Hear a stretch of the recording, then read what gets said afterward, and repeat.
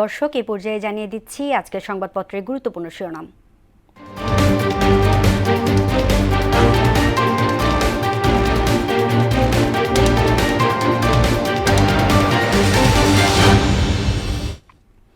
দর্শক, প্রথমে আমার হাতে আছে দৈনিক ইত্তেফাক। দৈনিক ইত্তেফাক শিরোনাম করেছে, বাঁচানো গেল না হাদিকে, সিঙ্গাপুর থেকে মরদেহ আসছে আজ।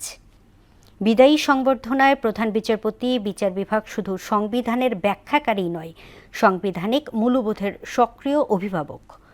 কাল রাষ্ট্রীয় শোক, আজ সারা দেশে দোয়া, ধৈর্য ও সংযম বজায় রাখুন দেশবাসীর প্রতি প্রধান উপদেষ্টার আহ্বান।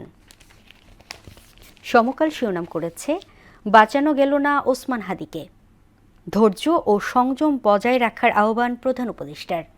প্রথম আলো ও ডেইলি স্টার ভবনে হামলা ও আগুন। বাংলাদেশ প্রতিদিন শিরোনাম করেছে, চলেই গেলেন ওসমান হাদি, গণমাধ্যমে ঢুকে নজিরবিহীন তাণ্ডব, প্রথম আলো ও ডেইলি স্টারে হামলা, ভাঙচুর, আগুন। মেয়েকে নিয়ে দেশে ফিরছেন তারেক রহমান, ট্রাভেল পাস পেয়েছেন। এবং যুগান্তর শিরোনাম করেছে, হাদি হত্যার মূল আসামি ফয়সাল ভারতে, দেশে ফেরাতে নেই কোনো উদ্যোগ, কাঁদিয়ে চলে গেলেন হাদি। 25 ডিসেম্বর দুপুরে ঢাকায় পৌঁছবেন মেয়েকে নিয়ে, ফিরছেন তারেক রহমান। দর্শক, এ ছিল সংবাদপত্রের গুরুত্বপূর্ণ শিরোনাম।